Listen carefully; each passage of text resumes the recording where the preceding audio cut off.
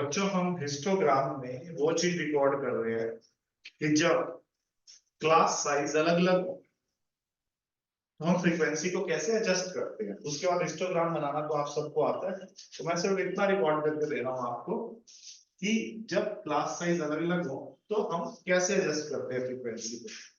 ये गैप कितने का है बोलो? 20 का क्लास साइज है। ये कितने का है? 10 का।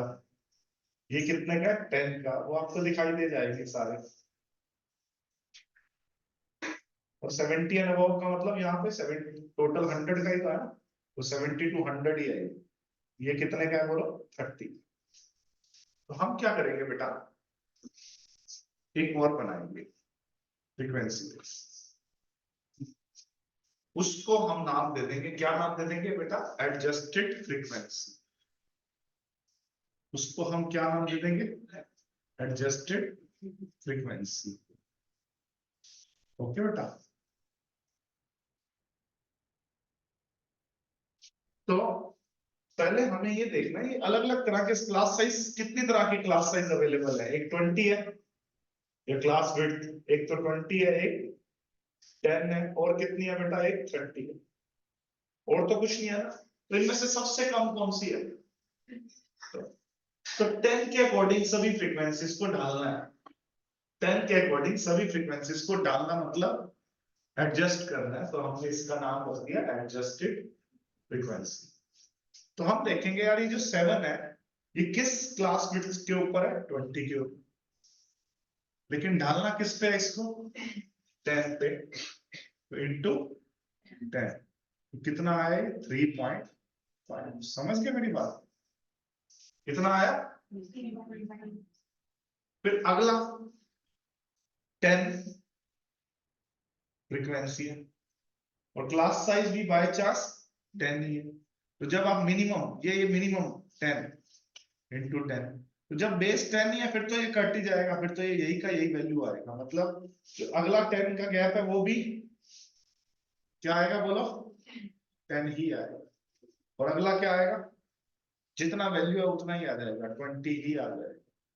अगला अगला भी 20 और 10 के गैप पे ही है, तो सॉल्व करोगे तो ये भी 20 आ जाएगा। अब अगला बताओ, 15 है, वो भी 10 के गैप पे है, तो 15 आ जाएगा।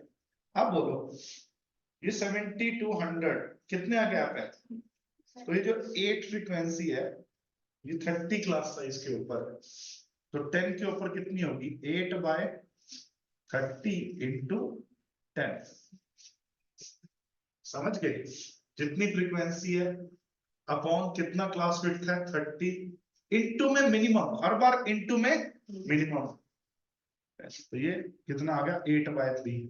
8/3 को सॉल्व करोगे तो 2.67 अप्रोक्सीमेटली होता है।